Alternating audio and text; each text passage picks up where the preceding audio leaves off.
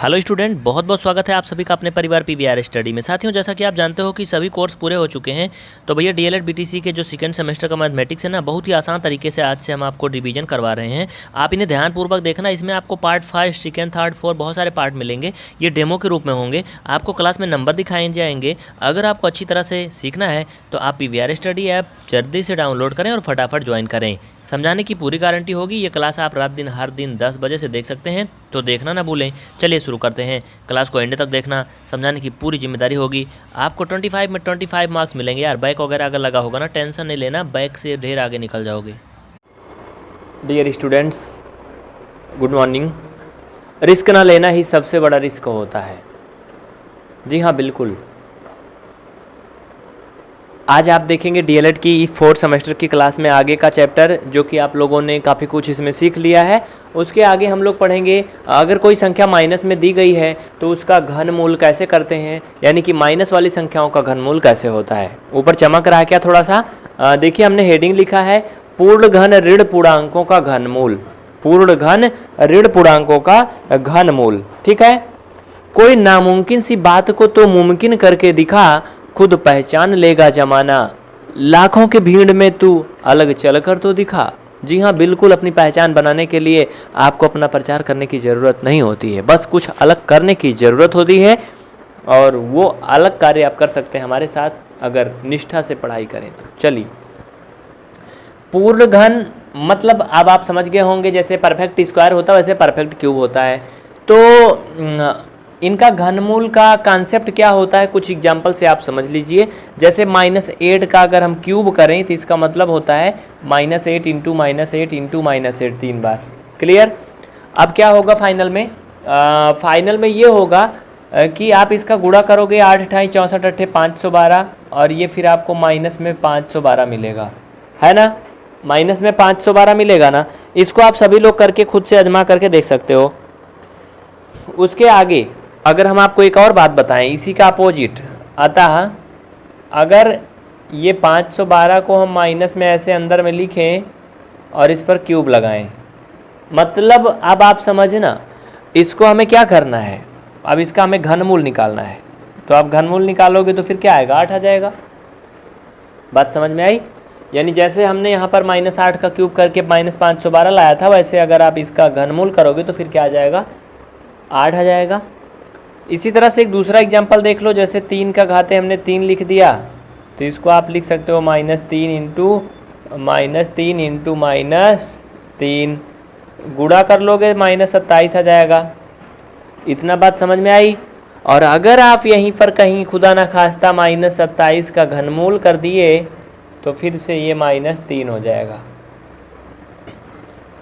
एक बात यहाँ से क्लियर हो गई कि अगर आप किसी भी संख्या का क्यूब करते हैं तो जो आता है उसका अगर आप क्यूब रूट निकालेंगे, यानी कि घनमूल निकालेंगे, तो फिर वही संख्या आ जाती है। देखो, -8 का क्यूब किया था 512 आया था, 512 का क्यूब निकाला तो फिर -8 आ गया।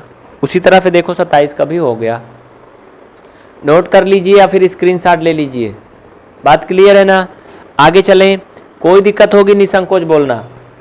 तो साथियों, ये तो था एक छोटा सा कॉन्सेप्ट इसमें का, इसको आप लिख लिए ना, ठीक है।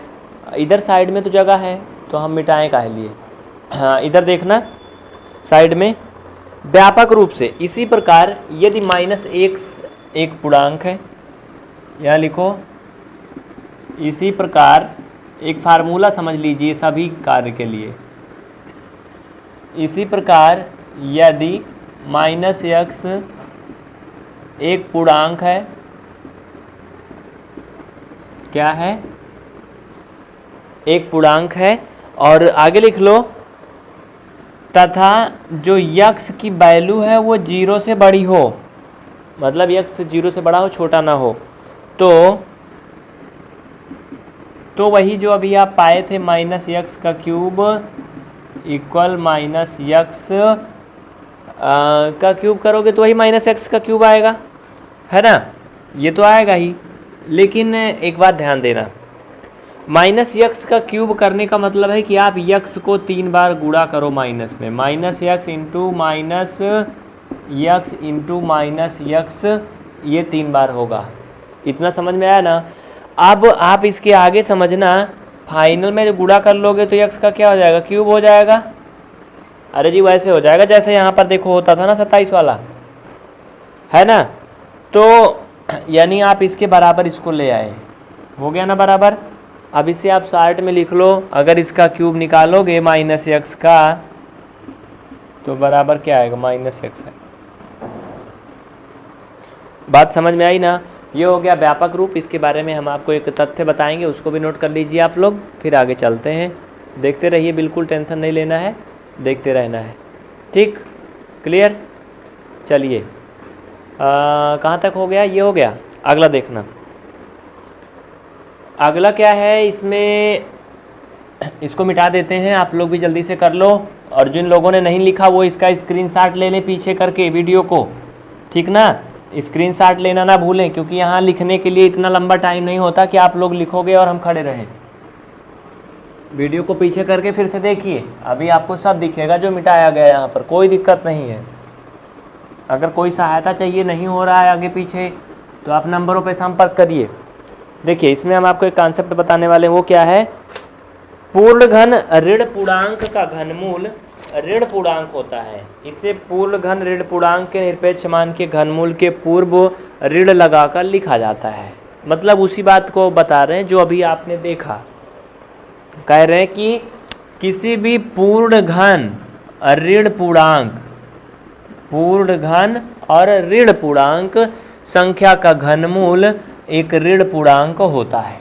जैसे 27 एक क्या है, -27 क्या है, एक पूर्ण घन ऋण पूर्णांक संख्या है, इसका घनमूल निकालोगे तो -3 आएगा, जो कि एक क्या है, ऋण पूर्णांक है। बस यही कॉन्सेप्ट लिखना था, लिख लो। किसी भी पूर्ण घन ऋण पूर्णांक का घनमूल हमेशा एक ऋण पूर्णांक संख्या होती है। ये हो गया कॉन्सेप्ट इसमें का। इसमें से आपसे क्वेश्चन पूछा जाएगा, सम और विषम की विशेषता बताइए, घन किसे कहते हैं, वर्गमूल तथा घनमूल की अवधारणा बताइए। ये सभी सवाल इसमें से आपसे पूछे जा सकते हैं। इसको आप लोग करके लेके आना, और अगर कोई दिक्कत होगी तो उसे बता देना, ठीक है। तो हम आपको इसमें थोड़ा सा विशेषता वाला भी बता देते हैं, उसको भी देख लो सभी लोग। सम और विषम की विशेषता वाली जो बात है उसको भी देख लीजिए। सम और विषम की विशेषता, देखिए आप लोग ऑलरेडी इसमें से बहुत कुछ जानते हैं, काफ़ी समझदार हैं, है ना। सम संख्या जिसे बोलते हैं, आप सभी लोग इससे परिचित हैं बहुत ही बचपन से। इसे इंग्लिश में इवन नंबर बोलते हैं। इसकी विशेषता क्या होती है कि किसी भी सम संख्या का अगर वर्ग करते हैं तो जो उसका उत्तर आता है वो एक सम संख्या ही होती है। जैसे देखो इधर 2 का स्क्वायर किया तो क्या आया, 4 आया, और 4 क्या है, एक सम संख्या है। 8 का किया 64 आया, एक सम संख्या है। 6 का कर लो 36 आएगा, एक सम संख्या होगी, ठीक है। ये सम संख्या की पहली विशेषता हो गई। हाँ, विषम का भी साथ साथ में कर लो। अगर 1 का स्क्वायर किया तो क्या आएगा, 1 आएगा। 3 का स्क्वायर किया तो 9 आएगा। 5 का स्क्वायर किया तो 25 आएगा।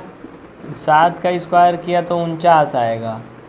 यानी कि किसी भी विषम संख्या का अगर आप वर्ग करते हैं तो एक विषम संख्या प्राप्त होती है। बात क्लियर हो गई ना, ठीक है। तो नोट करिए, जल्दी करिए, हो गया ना। चलिए आप लोग बातों को साथ साथ में लिखते चलें। 2 लाइनें लिखिए। किसी भी सम संख्या का वर्ग हमेशा सम संख्या होती है, किसी भी विषम संख्या का वर्ग हमेशा विषम संख्या होती है। हाँ, अगर जो सम विषम है वो भी क्या होगी, सम विषम संख्या होगी। तो यहाँ पर एक बात देखना, और एक बात और क्या देखना है उसको भी यहाँ समझ लेना। वो ये है कि किसी भी अगर सम संख्या का हम वर्गमूल निकालते हैं तो क्या आता है, बताइए। किसी भी सम संख्या का अगर हम वर्गमूल निकालते हैं तो वो क्या आता है। चलो ठीक है, जैसे हमने ले लिया 16 का वर्गमूल 4 होगा, हमने ले लिया 144 सम संख्या है, इसका 12 होगा। हमने ले लिया एक संख्या 169, इसका वर्गमूल 13 होगा। यहाँ से आप एक बात कंफर्म कर लिए होंगे, क्लियर हो गई होगी कि जो सम संख्याएं हैं उनका वर्गमूल हमेशा सम संख्या होगी और विषम संख्याओं का वर्गमूल हमेशा क्या होगा, एक विषम संख्या होगी। यहाँ पर आप क्लियर कर लीजिए। 16 एक सम संख्या है, इसका वर्गमूल सम आया। 144 सम संख्या है, इसका वर्गमूल 12 जो है क्या आया, सम आया। 169 विषम संख्या है, इसका वर्गमूल 169 क्या आया, एक विषम संख्या आया। इस तरह से आप कोई भी नंबर ले लो, 36 ले लीजिए, 36 का क्या करोगे, वर्गमूल करोगे। 36 एक सम संख्या इवन नंबर है, इसका वर्गमूल 6 आएगा। 6 भी एक सम संख्या है अर्थात इवन नंबर है। बात पूरा हुई ना। अगर कोई सवाल है, कोई झिझक है आपके मन में तो उसे आप पूछ सकते हो। इस तरह से आपने देख लिया कि घन यानी कि ऋण पूर्णांकों का घनमूल देख लिया ना। अगला टॉपिक हम लोग क्या देखेंगे, देख लो उसको भी, पूर्ण वर्ग संख्या का वर्गमूल करना। क्या देखेंगे, पूर्ण वर्ग संख्या का वर्गमूल करना। हेडिंग लिखिए, जैसे बोले वैसे तुरंत लिखिए, पूर्ण वर्ग संख्या का वर्गमूल करना। देखिए वीडियो रुक नहीं रहा, बिल्कुल नॉट रिस्पॉन्डिंग भाई, बिल्कुल नहीं रुकेगा ये। नॉट रिस्पॉन्डिंग मतलब जान रहे हो काहे लिए बोल रहे हैं, क्योंकि रोकने वाला ऑप्शन नहीं आ रहा इसमें, नॉट रिस्पॉन्डिंग कर रहा वो। पूर्ण वर्ग संख्या का वर्गमूल, देखो कक्षा 8 में इसको 0 लेवल में हम पढ़ा चुके हैं। कुछ लोगों को लग रहा होगा पुराना है। पूर्ण वर्ग संख्या का वर्गमूल, तो उनको नया लग रहा होगा। देखिए पूर्ण वर्ग संख्या या परफेक्ट स्क्वायर जो होता है वो क्या होता है, जरा ध्यान से देखना। जैसे अगर हम आपको बोलें कि √16 है तो इसका वर्गमूल आप बता दोगे, खटाखट 4 हो जाएगा। अंडर रूट अगर 81 है तो इसका वर्गमूल ±9 हो जाएगा। अंडर रूट 49 है अगर तो इसका वर्गमूल ±7 हो जाएगा, है ना। ये सभी क्या हैं, ये पूर्ण वर्ग संख्याएं हैं। लेकिन अगर हम बोलें कि अंडर रूट 17 का बता दो, और इतना ही नहीं, 81 के जगह पर अंडर रूट 80 का बता दो, 49 में एक ही बढ़ा लो, अंडर रूट 50 का बता दो। बताइए क्या इन संख्याओं का वर्गमूल आपके पास है, बोलिए है, नहीं है। सीधा सीधा वर्गमूल नहीं होगा, चूंकि ये पूर्ण वर्ग संख्याएं नहीं है, इनका वर्गमूल सीधा सीधा निकालना संभव नहीं है। ये 81 नहीं, सॉरी 80 लिखो इसको, ठीक ना। तो ये पूर्ण वर्ग संख्याएं हैं, ये पूर्ण वर्ग संख्याएं नहीं है। इनकी परिभाषा कैसे दोगे, देखिए परिभाषा ऐसे बनेगी, यदि किसी संख्या के अभाज्य गुणनखंड करके उनके दो दो के जोड़े बनाए जाएं और उसके बाद कोई भी अभाज्य गुणनखंड शेष ना बचे तो वो संख्या पूर्ण वर्ग संख्या कहलाती है। यदि किसी संख्या के अभाज्य गुणनखंड करके दो दो अंकों के जोड़े, दो दो समान अंकों के जोड़े बनाए जाएं और कोई भी संख्या शेष ना बचे तो वो पूर्ण वर्ग संख्या कहलाती है। जैसे अंडर रूट 16, इसके जो 16 के आप गुणनखंड करोगे तो क्या आएगा मालूम है, ये 2 दूना 4 दूना 8 दूना 16, 4 बार आया ना, 4 बार आया। इसमें क्या करोगे, ये जोड़े बना दोगे तो 2 इसमें से निकल गया, 2 इसमें से निकल गया, फाइनल में क्या आ गया 4। यानी हमने क्या बताया था, यदि किसी संख्या के अभाज्य गुणनखंड करके और उनके दो दो के जोड़े बनाए जाएं, उसके बाद जोड़े बनाने के बाद यहाँ पे कोई भी नंबर शेष ना बचे तो वो पूर्ण वर्ग संख्या कहलाती है। देखो यहाँ पर कोई भी जोड़ा जो है वो शेष नहीं बचा है, इसलिए ये पूर्ण वर्ग संख्या है। अगर हम बात करें 15 की, तो 15 का अभाज्य गुणनखंड करोगे तो 3 × 5 आएगा, आएगा ना। क्या 3 और 5 के जोड़े बनेंगे क्या, इसमें नहीं बनेंगे, कोई जोड़ा नहीं बनेगा। 3 भी अकेला है, 5 भी अकेला है, इसमें कोई जोड़ा नहीं बनने वाला है। अर्थात ये क्या है, एक अभाज्य संख्या, सॉरी अभाज्य नहीं, एक परफेक्ट स्क्वायर नहीं है, पूर्ण वर्ग संख्या नहीं है। और कोई भी नंबर लेके ट्राई कर लो, आपके ही हाथ में है। देखिए मैं एक आपको दिखा देता हूँ अच्छा सा एग्जाम्पल वाला। जैसे हमने 16 लिखा था ना, इन्हीं के पड़ोसी को ले लो ना, इन्हीं की आंटी अंकल को। आंटी अंकल मतलब जानते हो ना आप सभी, जानते हो ना। देखो जैसे 32, चलो 32 का ले लो। कैसे होगा ये, देखो ध्यान से, 2 गुणा 2 गुणा 2 गुणा 2 गुणा 2, 2 दूना 4 दूना 8 दूना 16 दूना 32, 2 2 की जोड़ी बना दो। कह रहा था कि अभाज्य गुणनखंड के जोड़े बनाए जाने के बाद में कोई अभाज्य गुणनखंड शेष ना बचे तो वो पूर्ण वर्ग संख्या होती है। लेकिन 32 के अभाज्य गुणनखंड के जब 2 2 जोड़े बन रहे हैं तो 1 2 बच जा रहा है, अर्थात ये एक पूर्ण वर्ग संख्या नहीं है, क्योंकि ये उस नियम का पालन नहीं कर रही है। बात समझ में आई ना। आप लोग कमेंट करके बताना, जब ये क्लास अभी ख़त्म हो जाएगी फिर से देखना, इसको बता देना कि इस क्लास का समय सुबह 4 और 4:30 बजे जो है उसको 6 और 6:30 बजे कर दिया जाए क्या, बताइए। सुबह 6 और 6:30 बजे कर दिया जाए क्या, जवाब दीजिएगा। फिलहाल हम लोग आगे चलते हैं। और हाँ, इस क्लास को आप टाइम के बाद कभी भी देख सकते हो, ये मत सोचना कि समय बीत गया तो हम नहीं देख पाएंगे। हाँ, हो सकता है आपको बाद में ना मिल पाए, ये मुश्किल हो सकती है, बल्कि और कोई दिक्कत नहीं हो सकती है। आप इस क्लास को जब चाहो तब देख सकते हो, बाद में भी, ठीक ना। आगे चलें तो ये हो गया आपका पूर्ण वर्ग संख्याओं के जोड़े बना करके निकालना, और कौन सी संख्या पूर्ण वर्ग नहीं है उसका भी हमने आपको बता दिया, ठीक ना। आगे देखना, गुणनखंड विधि से, हाँ गुणनखंड विधि से वर्गमूल करना पूर्ण वर्ग संख्याओं का। तो चलो हम आगे बढ़ते हैं। गुणनखंड विधि से पूर्ण वर्ग संख्याओं का वर्गमूल करना, ये आपको बता दें चैप्टर आपका जो ये वर्गमूल वाला शुरू हो गया ना, तीसरा चैप्टर है ये, तीसरा चैप्टर शुरू हो गया, तीसरा। अब वर्गमूल करना, 64 का वर्गमूल ज्ञात कीजिए। देखिए कुछ होते हैं बेवकूफ़ और कुछ होते हैं ना महाबेवकूफ़। तो ये महाबेवकूफ़ों में भी कुछ जुड़ जाते हैं उस टाइम पर, वो जब तक डंडा किए रहते हैं जब तक फ़ोन उठाया ना लो तब तक। और इनको मालूम है कि टाइम बताया गया है, उस टाइम पर किया करिए। आज महेंद्र सर जल्दी चले गए हैं तो ये फ़ोन हमारे पास में ही बज रहा है काफ़ी देर से। मैंने कई लोगों को समझाया भी, लेकिन जब अकल आए तब ना। वर्गमूल बताओ। देखिए अभाज्य गुणनखंड विधि से आपको इसका वर्गमूल बताना है 64 का, चूंकि ये एक पूर्ण वर्ग संख्या है। हमने क्या लिखा है, 64 का वर्गमूल बताओ। देखिए यहाँ पर चमक रहा है ना, तो मैं नीचे लिख देता हूँ, बताओ। ये लो, आप तो टेंशन फ्री हो ना। इसका क्या करना है, वर्गमूल बताना है। अभाज्य गुणनखंड विधि से मतलब हम ऐसे पहले इसको काटेंगे 64 को, 2 से काटोगे 32 आएगा, फिर 2 से काटोगे 16 आएगा, फिर 2 से काटोगे 8 आएगा, और फिर 2 से काटोगे 4 आएगा, और 2 से काटोगे 2 आएगा, और फिर 2 से काटोगे 1 आएगा।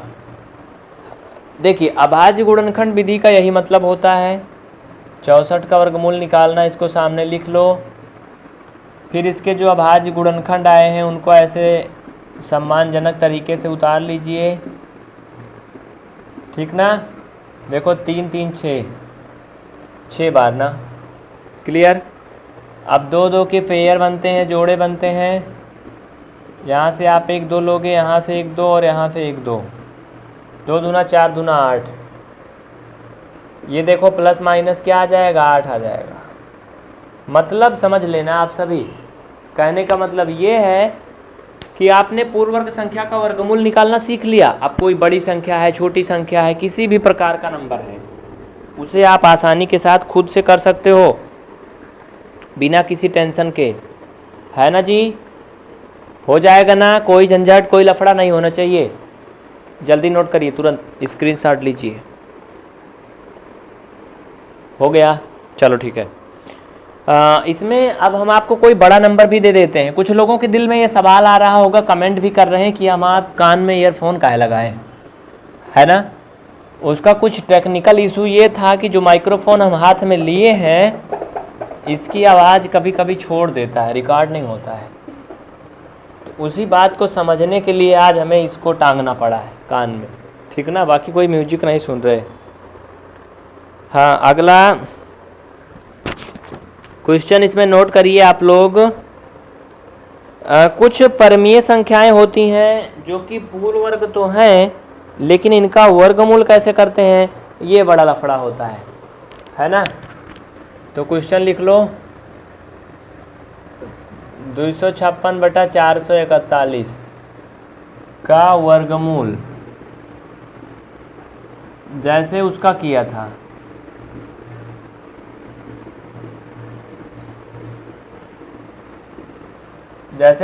था, वैसे इसका भी होगा वर्गमूल। कैसे होगा ध्यान देना। देखिए मित्रों, इसका वर्गमूल कैसे होगा, इसमें आपको अलग अलग दोनों का करना होगा। मतलब 256 का अलग गुणनखंड करिए और 444 का अलग करिए। तो आप जानते हो 25 हम में होता है क्या, अरे वही जी 25 का जो है 625 होता है। तो ये 256 किसका आता है, वैसे तो मैं निकाल दूं तो ये 16/21 आएगा, लेकिन कुछ लोगों के पल लेना पड़ेगा ये 16 कहाँ से आ गया। तो इसका नियम देखो विस्तृत ये होता है, पहले आप 256 को काटिए अलग अलग, ठीक है। तो हमने 2 से काटा, 2 एक कम 2, 2 दूना 4, 2 अठे 16, 2 छंग 12, 2 चौक 8। अब 6 बार 2 और आएगा, लिख देता हूँ, ये देखो 2 से 32, फिर 2 से 16, और फिर 2 से काटा 8 आया, फिर 2 से काटा तो 4 आया, और फिर 2 से 2 आया, और फिर 2 से काटा तो 1 आया। देखो यहाँ पर 3 1 4, 8 बार कटा है ना 2 2 से, तो यहाँ पे आप लिखोगे 8 बार 2 2, ये 2 3 4 5 6 7 8। क्लियर। नीचे क्या लिखोगे, 444 का गुणनखंड कर लीजिए। 444 का गुणनखंड करने में आपको काफ़ी झंझट आएगा, चूँकि ये ऐसे आसानी से आने वाला है नहीं। तो 444 जो संख्या कटेगी वो 21 से ही कटेगी। 21 के सामने 444 होता है, बाकी और ये किसी नंबर से नहीं कटती है। तो इसके गुणनखंड हो गए 21 × 21, ये 2 जोड़ा बन गया, ये ऊपर से देखो 4 जोड़े बने हैं, नीचे 1 जोड़ा बना है, फाइनल में 16/21 is the right answer. Please note very fast and go आगे। आगे मतलब इंग्लिश बताना कमेंट करके क्या होता है। आगे ना इतना हो गया। हाँ, तो ये हो गया पूर्ण वर्ग संख्या का वर्गमूल करना गुणनखंड विधि से। देखो अब कोई बड़ी संख्या होगी आप लोग कर ले जाओगे। हाँ, एक लफड़ा वाली बात आपको ये बता दें इसमें झंझट वाली, वो क्या होता है कि जैसे बट वो तो अगर पूर्ण वर्ग होगी तो बनेगा ही। किसी संख्या में अगर सभी संख्याओं के जोड़े नहीं बनते हैं तो कैसे निकालते हैं, लेकिन वो पूर्ण वर्ग संख्या नहीं होगी अगर जोड़ा नहीं बनेगा तो।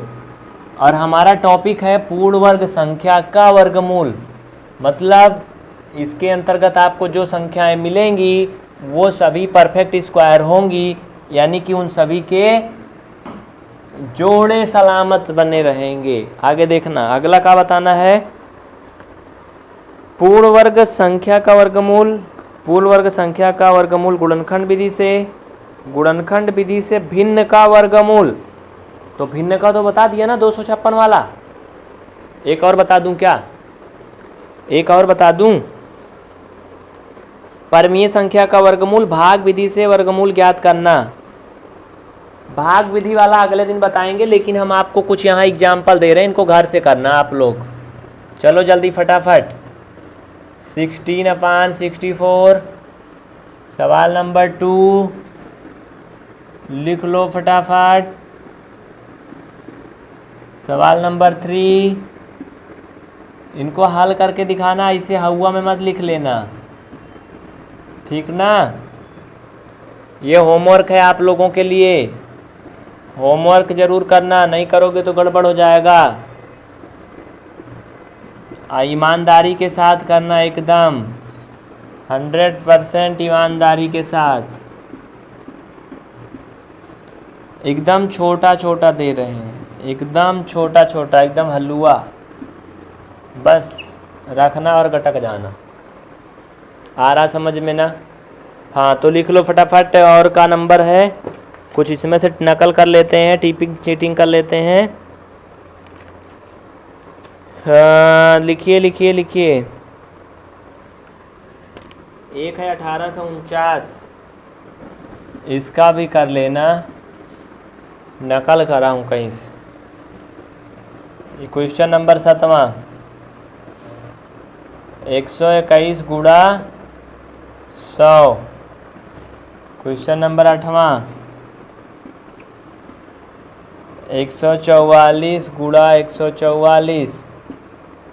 ये जो 2 बार है इसका कर लोगे कि नहीं, ये मत सोचना कि 144 गुणा 44 दोनों का जोड़ा बना लें जिसका उत्तर 144 आ जाएगा, वो तो ठीक है। आपको इनका अलग अलग वर्गमूल करना होगा। 12 गुणे 12 144 फाइनल में आएगा तब भी ना।